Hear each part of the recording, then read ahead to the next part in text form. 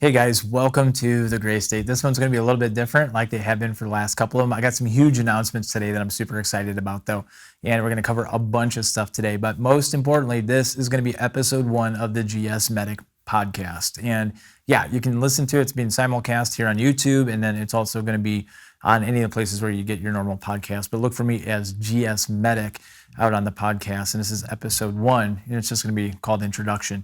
And so for those of you guys who are my current subscribers on the Gray State, don't worry, nothing's going away, nothing's changing. What I'm going to do here is kind of mix things up a little bit. I'm going to be creating a playlist that's going to be called GSMedic. And it's going to be more related to pre-hospital, tactical paramedicine, some of the duty stuff, but there's going to be a huge overlap with the stuff that you've known on my channel for years, like the firearms related stuff. We're going to talk about training. We're going to talk about bleeding control. We're going to talk about a lot of different things. I recognize there's already a couple of tactical paramedic channels out there, but I think I'm going to be doing things just a little bit differently. I have a different set of experiences from life that we're going to talk about here in a second. I'm also a parent. I also have a family. How we think about those kinds of things is also going to play into the discussions that we have. I'm going to talk about some of the training, working both in an urban environment and then also like a suburban rural environment for a county agency. I've got a lot of different experiences. I worked in a high-performance, high-volume system, so I've got thousands and thousands and thousands of runs and patient contacts under my belt that are kind of shaping how I think about stuff. So what I really wanted to do today was make sure that we're clear that we're not disenfranchising anybody. We're not moving away from the firearm-related stuff. The reason I'm doing this, though, is because as we came through COVID, we're still kind of going through it right now. We know that ammunition is in short supply and all those, and I've just changed some of the content I have, and I started doing more of the EDC lifestyle content, started doing some reviews on different gear and stuff like that kind of overlaps between the personal everyday use and then also what I use on duty use. I like dual use philosophies. And I started getting a lot of questions on Instagram, which, by the way, follow me on Instagram at Gray State Medic to get more updates. And of course, subscribe here and hit the bell to get notified if you haven't already here on YouTube. But with that being said, I started getting a lot of questions on DMs over Instagram just from the videos that I was putting out. Basically, people thanking me for what I do, which is super cool. I love it. It's a gift that I get. So it's nothing, don't think any other different way. Also, how did I get into it? People asking how they could get into what I do. And the way I got here is completely atypical. It wouldn't matter in any way, shape, or form to anybody else, but it's an interesting story, and I want to share some of my experiences because some of the philosophies of how I think got me to I am today. And then also people ask me, what's the meaning of the Gray State? And it's been about 3 years now that I've been doing this channel, and finally got to the point right now after I started moving off some of the firearm stuff, doing some of the EDC stuff. We're going to go back to the firearm stuff like I was mentioning. That'll always be there. But it just showed me that there's an appetite for some other content. And I thought long and hard, do I create a whole nother channel? And then I thought, no. And here's the reason why. Because what I'm going to be covering and why I'm a little bit different than some of the other channels is that it's going to kind of overlap between the two. And I didn't even know it, and the Gray State name becomes even that much more applicable because it's about that space in between my professional life and my personal life. And there'll be value in it for everybody else out there too, as I start talking about some of that kind of stuff. So today I'm going to be covering the name of the channel, where it came from. I'm going to be covering my name because I've never introduced myself formally. I've always kind of kept it kind of ubiquitous. And then I'm also going to talk about my personal history, how I got to where I'm at today, and kind of bring you guys up to speed on the story of me. So that's really it. So let's talk about the Gray State first. So the Gray State, obviously I started the channel about 3 years ago when I lived in Washington State. And Washington State has the motto as the Evergreen State, and I call BS on that. I call it the Gray State. And the reason being is because it's got 300 days of overcast gray, drizzly skies a year. And I was like, just one day I was out shooting and I'm like, Evergreen State, that's bull. This is the Gray State. It's always gray around here.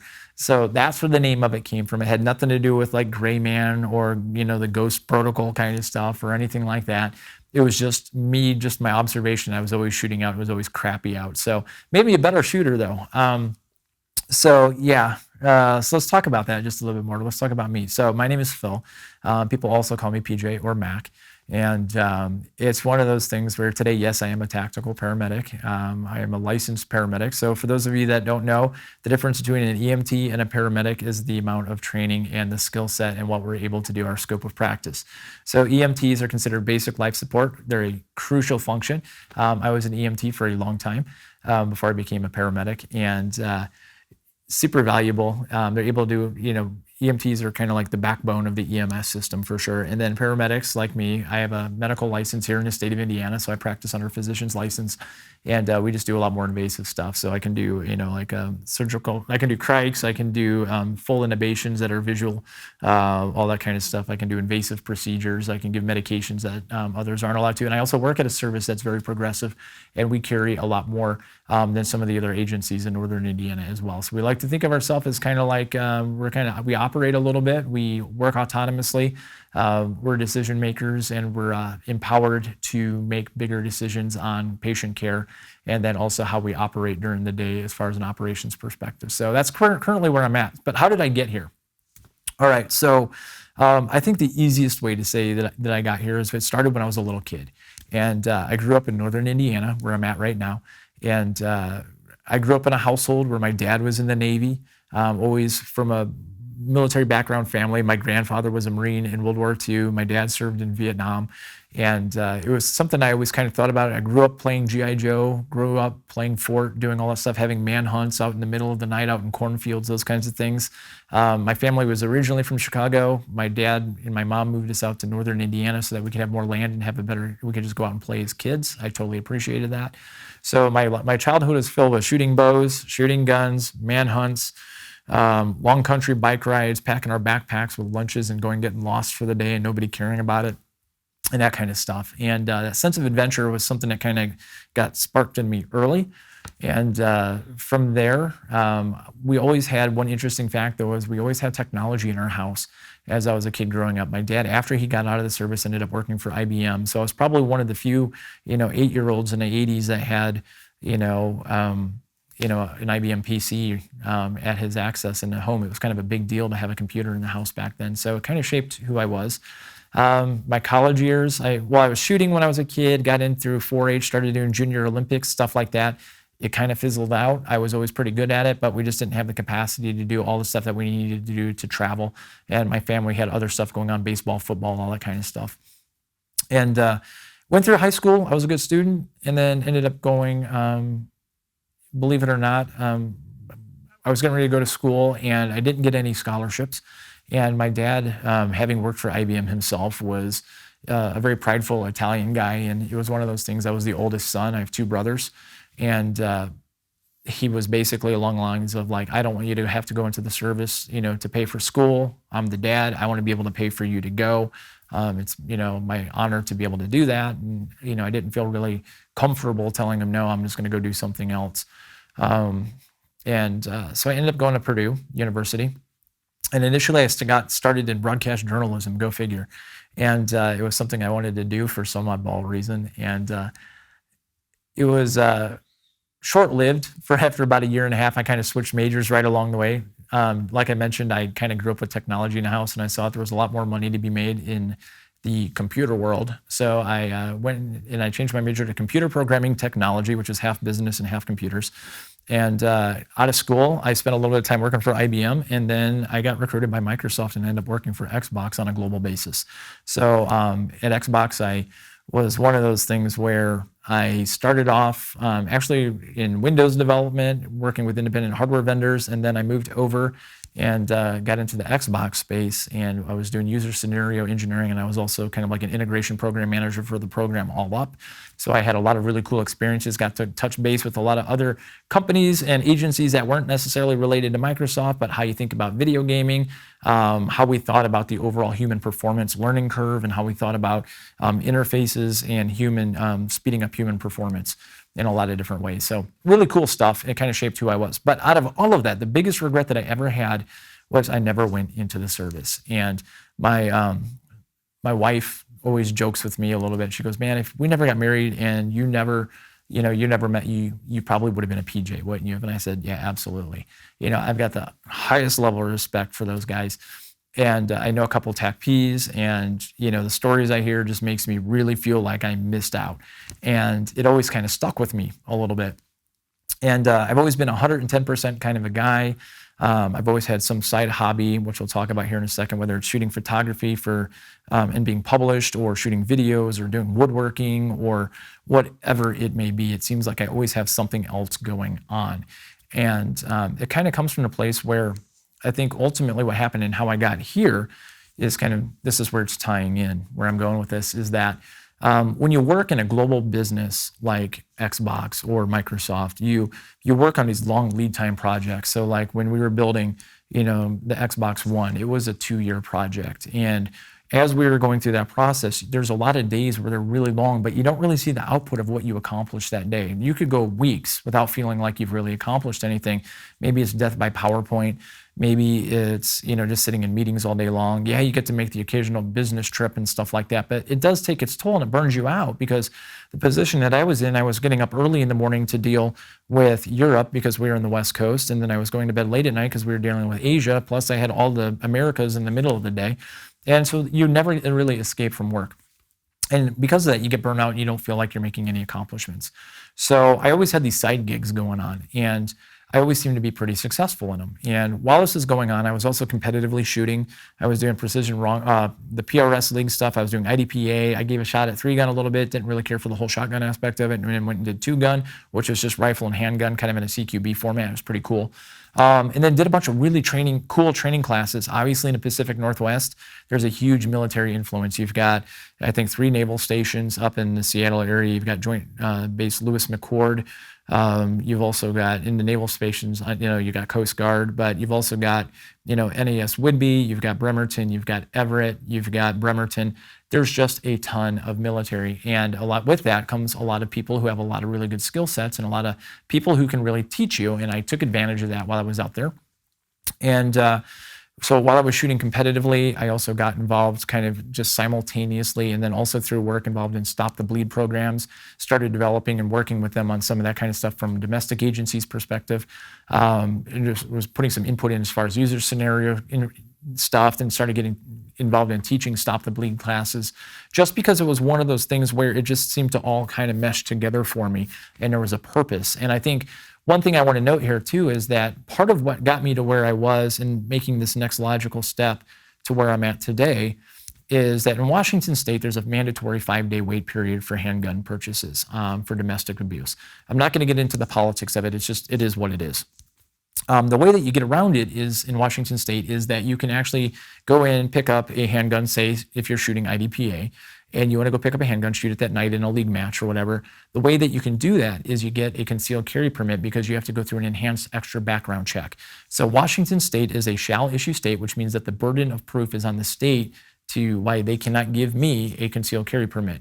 It's the other flip side of it, for those of you guys who maybe don't know about concealed carry permits, is that there are also may issue states. And where that is, it's the burden on me to prove to the state why I need to have protection, and then they may issue me a concealed carry permit. So there's a difference between the two. So Washington State is a shall issue state, but you have to go through this extra enhanced background check. It takes like 45 days. It's pretty exhaustive. When you pass it at the end, you're basically deemed a good guy, and you are allowed to have your concealed carry permit. Now, what's interesting about Washington State is that it was part of the West. It was part of the old Homesteading Acts, the old pioneers out in the Pac Northwest, all that kind of stuff. And buried deep, deep, deep down in the laws, when you look at defending yourself when you have a concealed carry permit, and I was on some Facebook group for paramedics, and I dug this up a while back. Maybe I'll put it here on the screenshot or whatnot. But the crux of it is that in Washington State, you have a duty to act if you're basically in a scenario where you have risk to body or injury, and it doesn't necessarily need to have to be your own. So what that means is if you go into a gas station or 7-Eleven, you walk in, some crazy dude walks through with a machete and starts whacking at people, you're concealed carrying, you can smoke them because you were defending those other people's lives, and you're basically free and clear. Now, you have to be really, now I'm not giving legal advice, and I'm not telling anybody to do anything like that, all right? This your own comfort level. I'm just saying, as the law is written, that there basically is written in there that you have a duty to act in that situation because you've been granted a concealed carry permit. In the loosest interpretation, I think it comes from the old days in the Wild Wild West where they had posses, and you basically get deputized in a moment. So the law may or may not be like that now. I've been gone a few years, but that's where it was back then. And with my background in user scenario engineering, I'm always that guy who's going, well, what if we did this? Or what if we did that? Or what if this happened? Or what if that happened? And how would I solve for that? I still do that today in how I operate. And it's one of those things where when you start going down that path, I very quickly realized as I was concealed carrying in Washington State that there was a huge responsibility. Not only was it responsibility to make sure I was doing the right things and that I had the proper training and that I was doing the classes. And so I did a lot of really cool night classes. I did CQB. I did like automobile shooting. I did like all the crazy stuff that you would imagine, totally got into it. And it was one of those things that I started working with other agencies and kind of working with them on some of their techniques as well. And long story short, I got to the point where at the end of the day, I realized that if I was ever forced into that situation where I had to make that split-second decision and I removed a threat from the scenario, what is going on with the other people in the room or in the environment? What can I do to help? And I realized at that moment how inadequate I was. So you can bet I did, like I mentioned, I'm 110% kind of a guy. So what did I do? I got my AED CPR certification from the American Heart Association. I went out and did an advanced first aid class from the American Red Cross. And then from there, I just kind of built it and started putting more skill sets in there. I started getting involved in the Stop the Bleed program, like I mentioned at Harborview, which is the University of Washington Medical Center. Was involved in one of the very first classes there. And then started teaching and started going out with some of the local agencies, some of the local police departments out there, and just on a volunteer basis because I felt like it was such an important thing. I started using my technology and saying how, like if we look at applications like Pulse Point or AED, how do we get bleeding control as big of a issue as it was having when we were having tragedies like with school shootings, movie theater shootings, and so forth, and how do we take back responsibility and ownership and be those good guys, right? And I was looking at technology and how we can actually develop bleeding control, like paging systems on your phones and stuff like that, which I'm still working on. But out of that, I started getting involved in mountain search and rescue in King County. I was always in the outdoors. I was always hiking about 3 times a week. I'm throwing in some B-roll right here now for you guys on YouTube so you can see what I'm talking about. It was absolutely gorgeous. I love the mountains. I love that environment. But at the end of the day, I started getting just burnout at work. I wasn't focusing on work anymore. And I started working on all these other areas. And I just started thinking about, man, what if I wanted to become, that next step? While I was working, at work, could I go become a paramedic on the side? Could I do more? What would it take to be an EMT? And I started researching it and doing all those things. Now, mind you, I'm years into a career here. And what finally came about it was we were actually sitting at spring break. We were in Hawaii, my wife and I. We just made the realization that we were getting burnt out and I needed to make a change in my life. And we decided to look other places outside of where we currently were. And lo and behold, she got a company she interviewed and they wanted to move us back to northern Indiana, basically where we grew up. And we took advantage of it. I mean, like how often does that happen in life, right? So we did, and about 4 years ago, I moved back to northern Indiana, packed up all of my guns and everything, drove across the country with my dog, and had a really cool plan to basically try and do a mile shoot in as many states as I could, kind of create like a gunslinger's Route 66 from Seattle all the way to the Chicago area, and then a little further east to where I'm at. But it's one of those things where the lifestyle, I was totally looking at it, and we were able to take advantage of the Seattle real estate market and be able to move into stuff and slow things down. I didn't need to work. I was technically semi-retired if I wanted. I could go basically do anything I wanted to do. It was like a reset. And this is where that whole regret came in. I went, you know what? This is my time. So I had years of experience working at a high level in a corporate gig, and I went back to community college. I went back. We moved back in June. I came back and made the enrollment in August. And at the beginning of January, that spring semester, I started EMT and flew through it. Absolutely loved it. It was like I was a kid in a candy store. And from there, I knew I wanted to become a paramedic. And like I mentioned, paramedics just have a much bigger scope of practice. You can do bigger things and do more things. And so it's one of those things, like literally I started going down the path if I wanted to be a paramedic. People were looking at me like I was crazy. Or like, wait a minute, I thought you were like the computer guy and all that kind of stuff. And I was, right?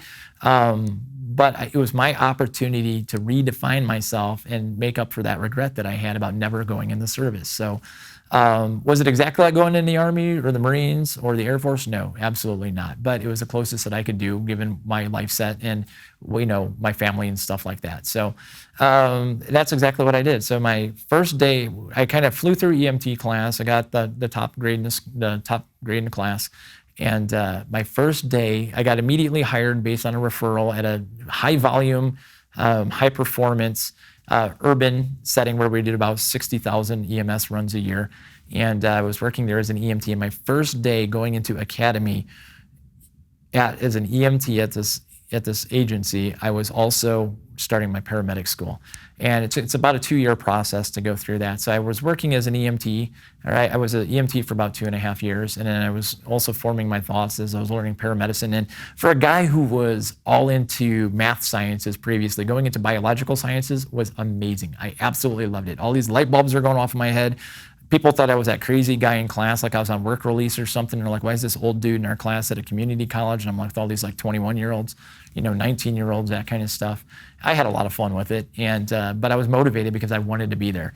And I just totally dug into it. Like I said, I had all these light bulb moments going off in my head, things that I never even knew before on the biological sciences side were just kind of there, and all of a sudden I could understand some stuff. So absolutely loved it. I love the medicine. I love the pharmacology side of it.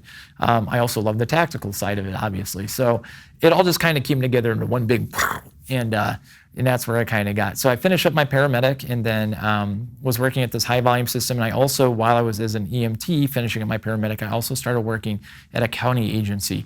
And that's currently where I'm at right now. So I'm not going to name the agency, but I work in a pretty cool county agency. We're very progressive. We're able to do a lot of things, like I was mentioning earlier about the difference between a paramedic and EMT, but we're very progressive.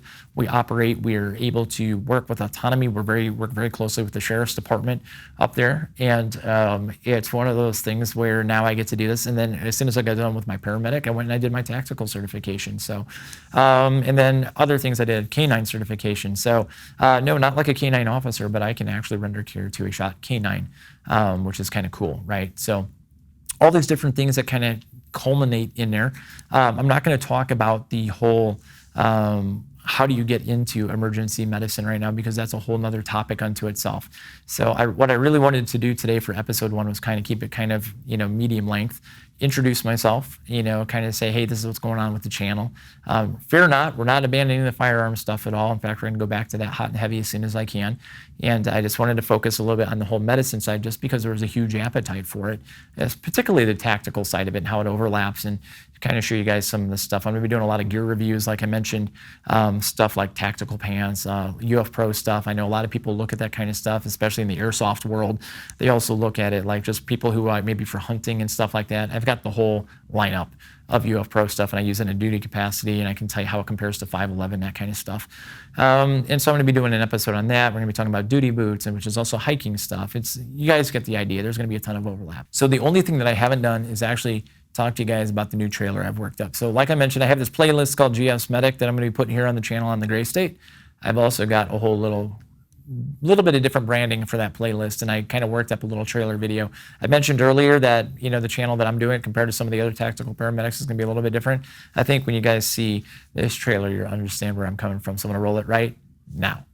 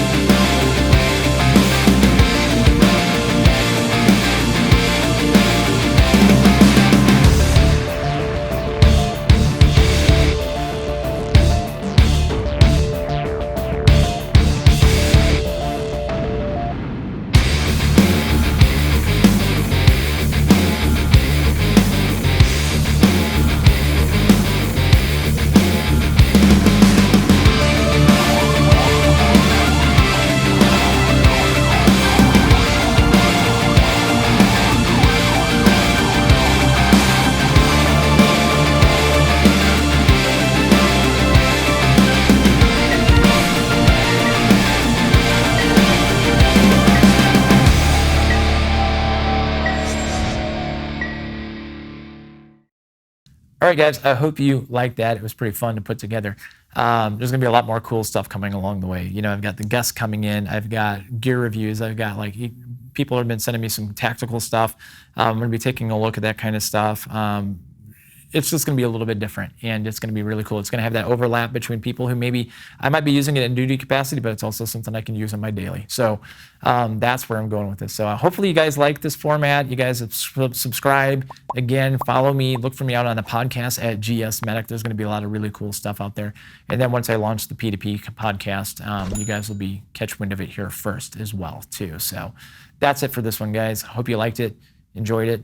Found value in it, comment, DM me at GSMedic on Instagram, all that stuff, and send me some questions on stuff that you want me to answer. Anything I can, I will. And that's really it for this one, guys. Until next time, stay safe.